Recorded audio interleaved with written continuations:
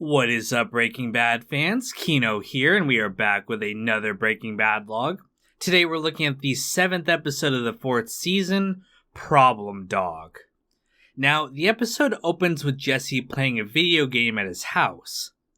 As he shoots the enemies, he starts having flashbacks of shooting Gale.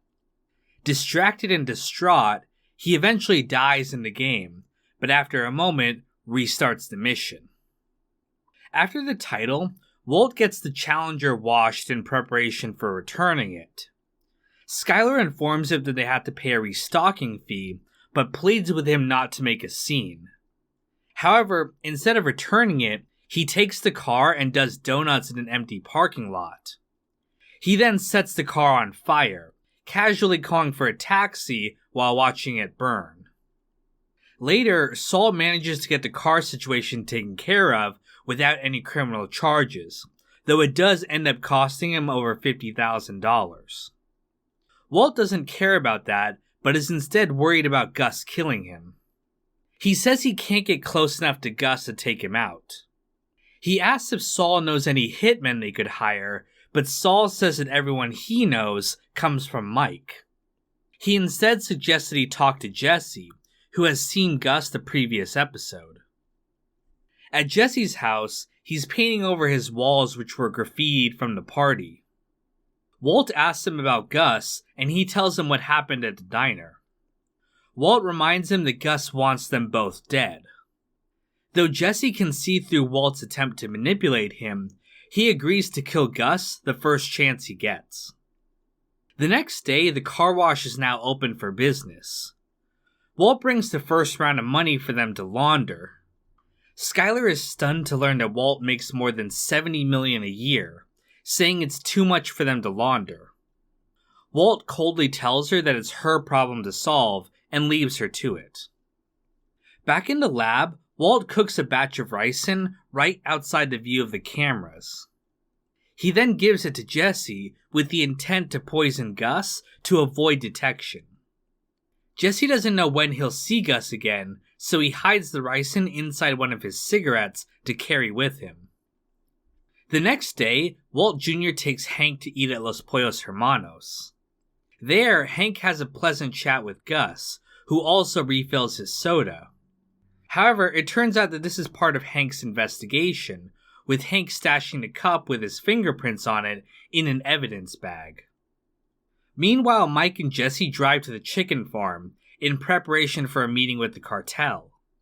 Jesse is tasked with making coffee, and has an opportunity to poison it with the ricin. We later see Gus drinking the coffee, showing that this would have worked. However, before he can, Mike gives him a gun and tells him to be prepared. The cartel then arrive. However, it's not the large party they expected, but instead just one guy named Gaff. Gus orders the cartel a one-time payment of $50 million in return for ending their partnership. However, Gaff tells him that this is not a negotiation, and instead just wants to know if Gus will agree to their terms or not. When they leave, Jesse briefly considers shooting Gus in the back, but decides against it. Later, in the car, Jesse asks Mike what Gus sees in him. Mike says that it's loyalty, but questions whether Jesse is loyal to the wrong person, meaning Walt. Later that night, Jesse attends another Narcotics Anonymous meeting. He tells the group about what he did to Gale, phrasing the story as shooting an innocent dog. He criticizes the group leader's philosophy about accepting and not judging, revealing that he's there only to sell the group meth. We can see that Jesse is struggling with the guilt he feels over Gale's murder, and believes that he should not be forgiven for what he's done. Later, at the lab, Walt asks for an update about the assassination. Jesse lies, though, and says that he's not seen Gus. Later, Hank goes down to the DEA headquarters to meet with Gomez and Merkert. He tells them about the investigation on Gale, now believing that Gale was working with Heisenberg.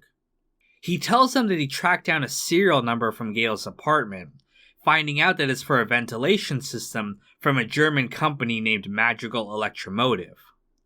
After more research, he found out that Madrigal is the parent company of Los Pollos Hermanos, and he now believes that Gustavo Fring is involved with the distribution of blue meth.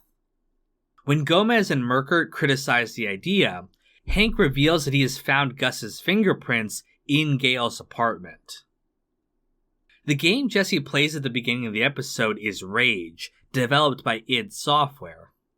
The version shown in the game is actually a special demo created solely for the show, as the real game does not use a light gun. You can actually see Gale's name reversed in the game as well, and in the actual game, you can find Tuco's teeth as an Easter egg. In the NA meeting, you can see one of Walt's former students from Season 1. The very subtle and sad implication is that he must have become an addict and possibly dropped out of school. Finally, the shirt that Jesse wears in this episode is of DJ and producer Steve Aoki. Aaron Paul is friends with Steve in real life, and according to his AMA, he's actually an extra in this episode. He says that they put him way in the back so that he wouldn't be recognized, and I have to say, they did a good job, because I cannot for the life of me find him. If you can find the timestamp on the episode of where he's at, let me know. And that's pretty much everything I have to say about the episode. Thank you guys so much for watching, and stay tuned for the next episode, coming soon. Walt should have just hired the two best hitmen west of the Mississippi.